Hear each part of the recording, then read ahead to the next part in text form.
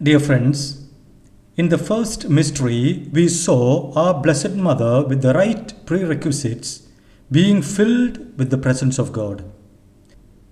In the second mystery, she carries this presence to her cousin Elizabeth. And in the third, she brings God to humanity, to the poor shepherds and the wise kings. In the fourth mystery, she brings God into the temple to present Him. In this fifth mystery, we contemplate the loss of God and the finding of God after 3 days. We seek the grace to be in God's presence always, the gift of constant prayer. Let us pray for this grace. Our Father, who art in heaven, hallowed be thy name. Thy kingdom come, thy will be done, on earth as it is in heaven. Give us this day our daily bread, and forgive us our trespasses, as we forgive those who trespass against us. Lead us not into temptation, but deliver us from evil. Amen. Hail Mary, full of grace, the Lord is with thee. Blessed are you among women, and blessed is the fruit of thy womb, Jesus. Holy Mary, Mother of God, pray for us sinners, now and at the hour of our death. Amen. Glory be to the Father, and to the Son, and to the Holy Spirit, as it was in the beginning, is now, and ever shall be, world without end. Amen.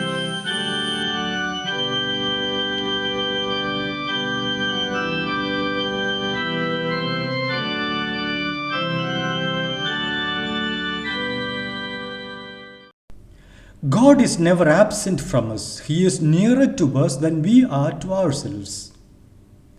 St. Paul says, "In Him we live and move and have our being." Acts 17.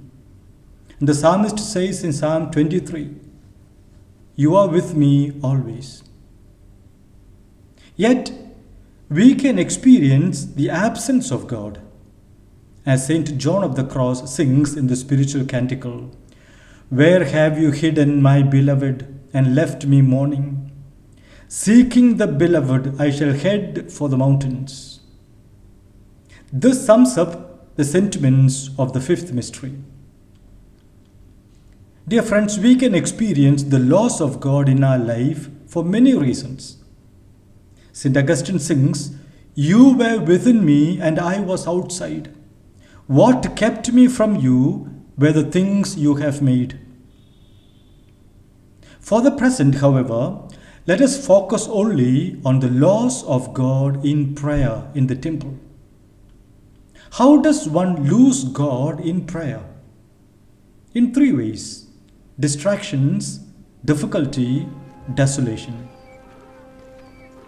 First, distractions. Saint Louis de Montfort says, "I never managed to pray a Hail Mary without distraction." He continues, "Of course, you cannot say your rosary without having a few involuntary distractions. It is even difficult to say a Hail Mary without your imagination troubling you a little, for it is never still. But you can say it without voluntary distractions, and you must take all sorts of precautions to lessen involuntary distractions and to control your imagination."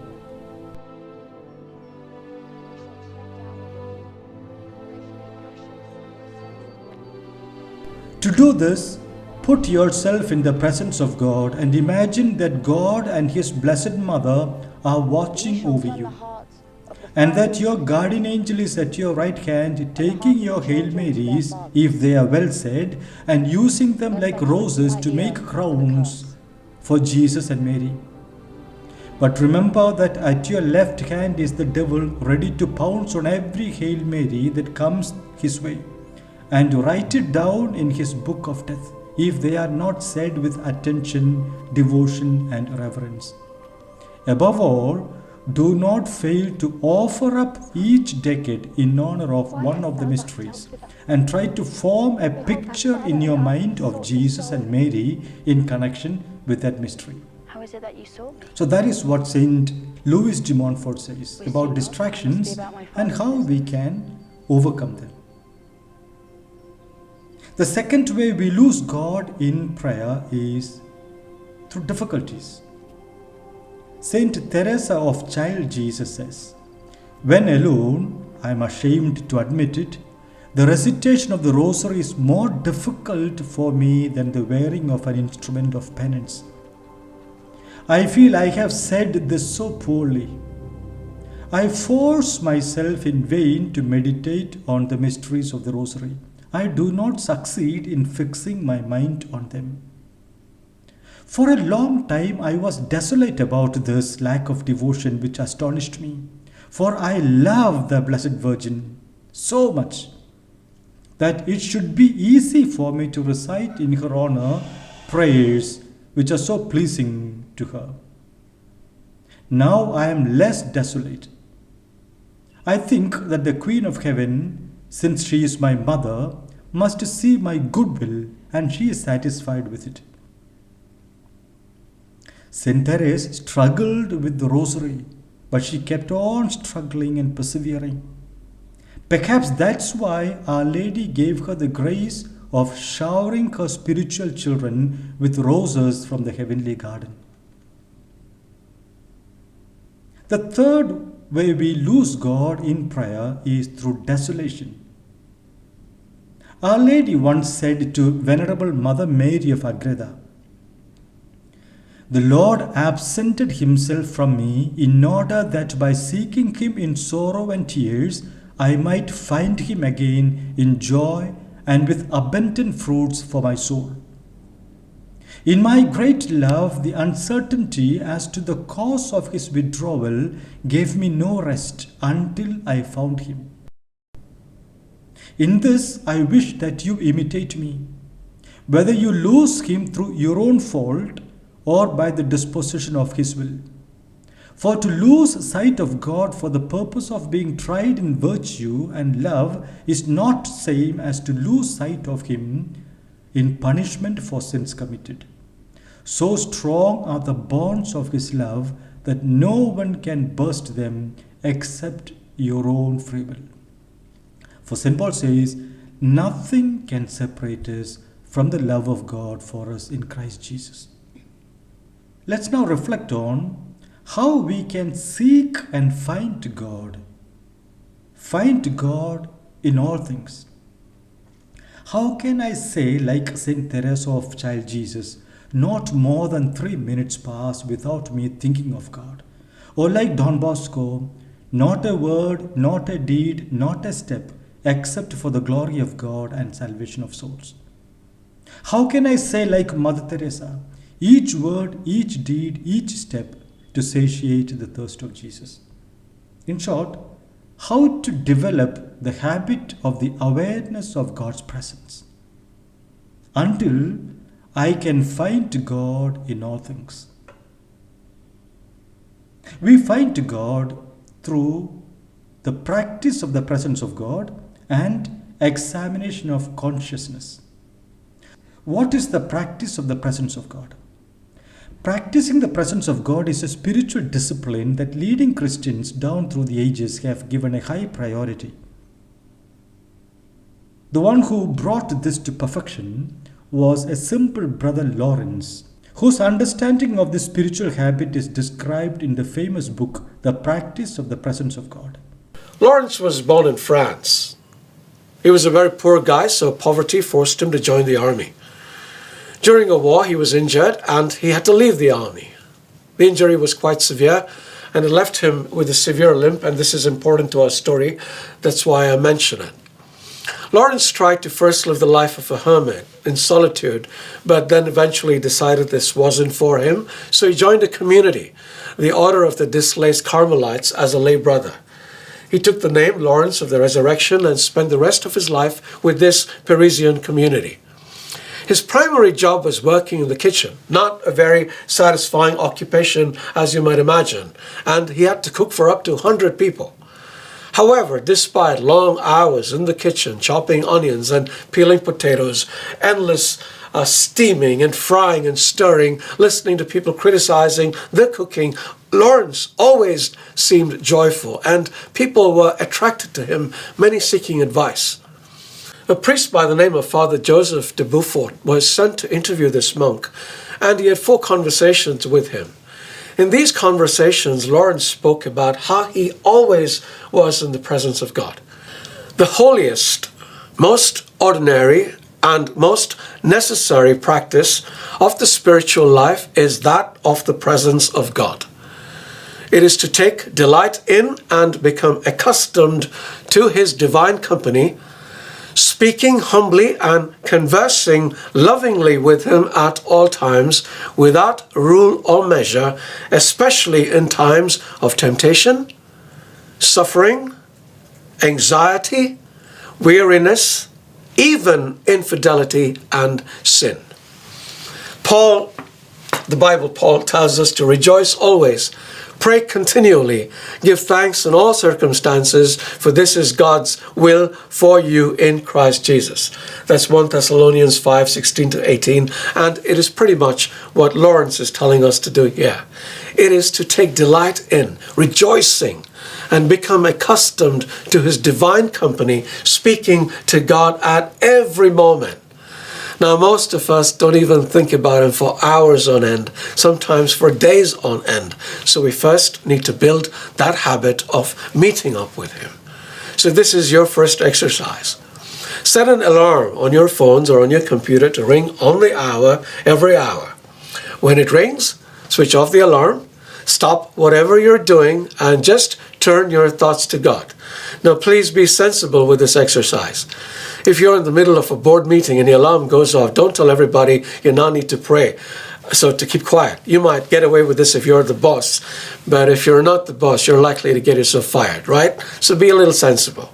Now, when you turn your thoughts to God, imagine He's in front of you and engage in a simple conversation. You can say anything you want to say to Him, but since you're trying to get in His presence at all times, tell Him this is what you want to do. Ask Him for His help. This entire journey is about letting God do what we cannot do, and that includes everything, because really, we cannot do anything without God. This is a faithful journey of grace. God is going to do it all, but with our cooperation. So do this exercise through the day and through the entire week until you don't need the alarm anymore, and hopefully you've started to think about Him every few minutes and not just every hour. Now, if you're a person of some level of spirituality already, then you may not need the alarm to remind you to connect with God. You may already be doing that. So what you can do is start building the habit of talking to Him every time you think of Him. A simple, humble conversation, mostly of love. Because in the end, this entire exercise is all about love, and it will work only because of love. When you go to bed, now this is for everyone, let your last thought be of Him. Thank Him for the day and the grace He has showered upon you through it. Tell Him that you would like the last thought every day to be of Him, and the first thought every morning to be of Him. Second way to develop the habit of awareness of God's presence is through the examination of consciousness, a practice that leads to finding God in all things. Let's listen to St. Ignatius. Finding God in all things. I'd like to tell you something about that. I'm now at the end of an adventurous life, and I can tell you that I find God whenever I want to find Him. How did it happen? Do you see this young man? A real macho Spaniard. That's me. My story begins when I almost lost my legs. To my own amazement, there on the battlefield, my adventure with Jesus began.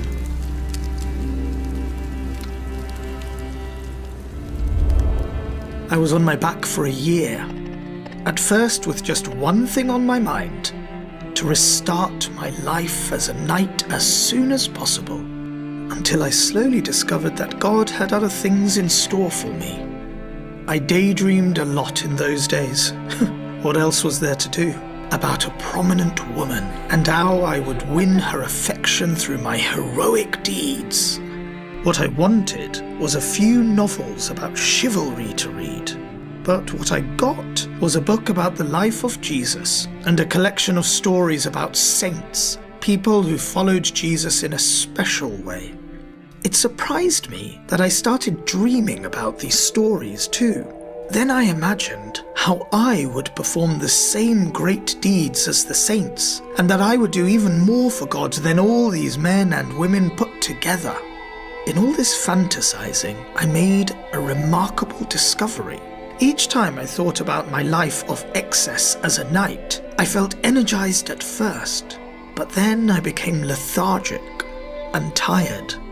However, when I thought of the great heroic deeds I would accomplish for God, I felt just as excited, but I remained energized afterwards and experienced deep joy. A striking difference. It turned out to be a key guide for finding God in everyday life. My desire to dedicate my life radically to God grew ever stronger. For me, that meant leaving behind the life of a knight.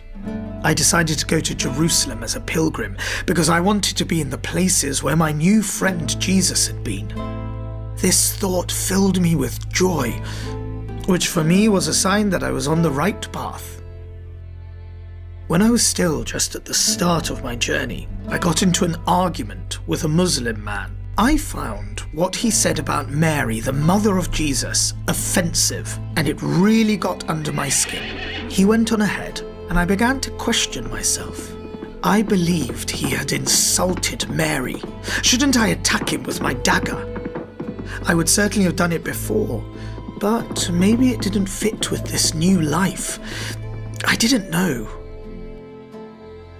I decided to give my donkey free rein so that it could decide. In this way, and to my own surprise, I discovered that I could entrust myself to the will of someone outside myself. I'm not alone in this. Later, when I knew better who God is and how to find him, I wouldn't let a donkey decide, but God himself. I travelled on to the Spanish town of Manresa, where I had many new insights. In my heart, I was still a bit of a player who wanted to woo God the way I had secured the affections of women. If a saint had kneeled for 5 hours, then I prayed for 7. Another time, I decided not to eat or drink for a week. I blindly followed the example of all the saints at the same time, and it made me very unhappy. It made me so desperate that I even considered ending my life. This is not what was meant to happen. Clearly living like this was not what God was asking me to do. From this, I realized that God was inviting me to look for him in my own personal way. It was as if my eyes were slowly opening. Bit by bit, I discovered how I could find God by listening to my deepest feelings. In this, my friendship with Jesus was a great help. I worked at it every day, praying with the stories of Jesus' life. I paid close attention to what was going on in my heart. What is he inviting me to do? In this way, I learned to discern how I could better direct my life and come to find God more easily. A year later, I made the crossing to Jerusalem by ship. Finally. Again and again, I visited the places Jesus had been. What more could I want? Standing on the ground where my friend Jesus had stood, breathing the air that he breathed. Before the journey home, I went to the Mount of Olives one more time. This is the place where Jesus ascended to heaven. Because it was forbidden to go there without a guide, I had to bribe the guard. I wanted to pray at the place where Jesus had stood for the last time. When I realized that I didn't know which direction Jesus was facing at his ascension, I went back. I wanted to know even the smallest details about Jesus. It was now clear to me that everything, absolutely everything, is centered on him. As I was being led through the city like a criminal, my heart was filled with joy, and I felt Jesus close by. Back in Europe, I began to study. I had come to realize that you must use not only your heart to find God, but also your head. In Paris, I became friends with 6 fellow students with whom later I would found the Jesuit order. With them, I made another discovery. You can find God by devoting yourself to others. More than that, you can find him in all things. We cared for the poor and helped others to find God in their everyday lives.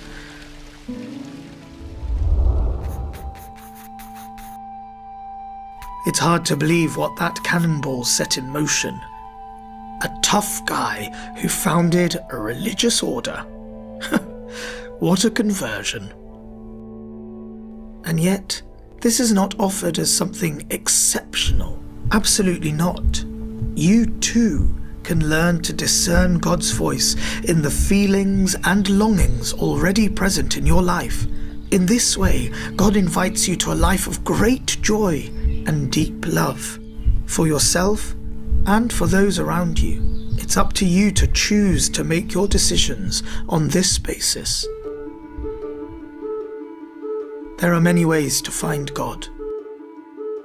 Find him among young people hoping for a meaningful future.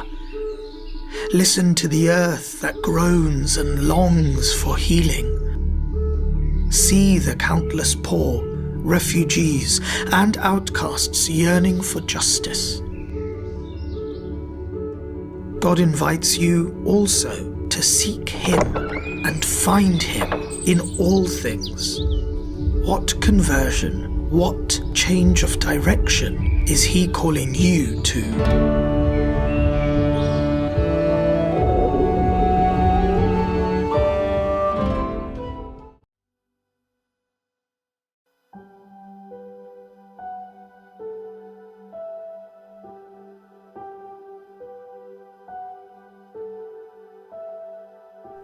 God, I believe that at this moment I am in your presence, and you are loving me.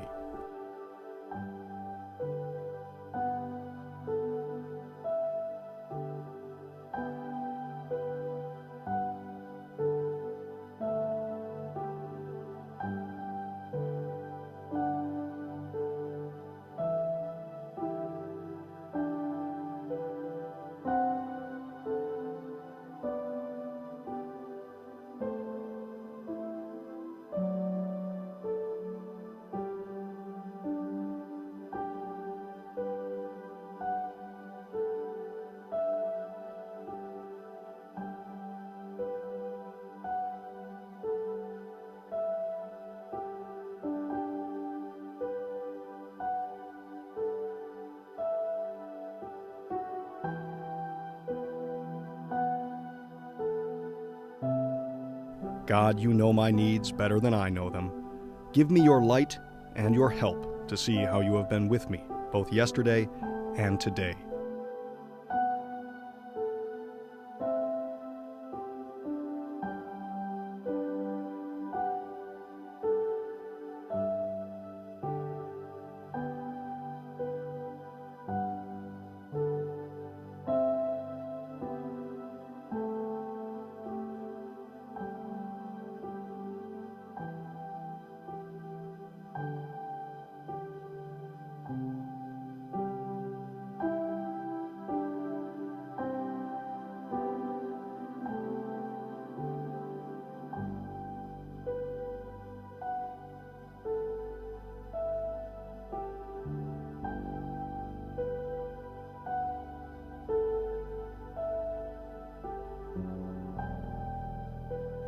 God, help me be grateful for the moments when people have affirmed me and challenged me. Help me to see how I have responded and whether I have been kind to others and open to growth.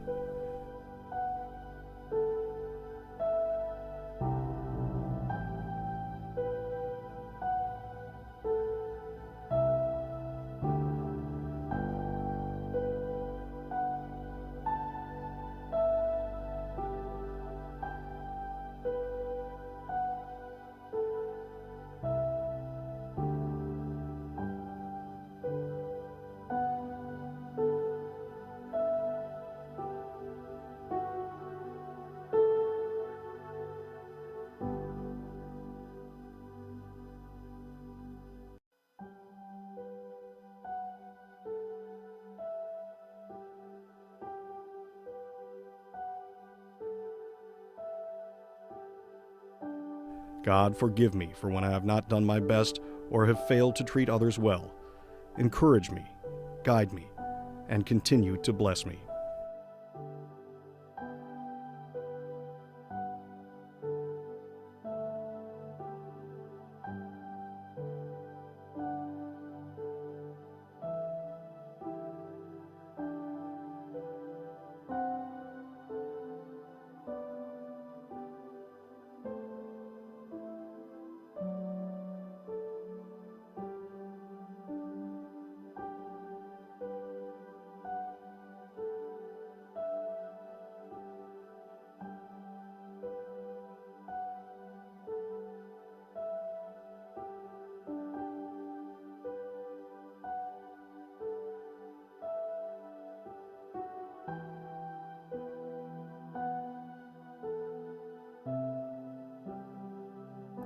As I look to the remainder of this day, make me aware that you are with me.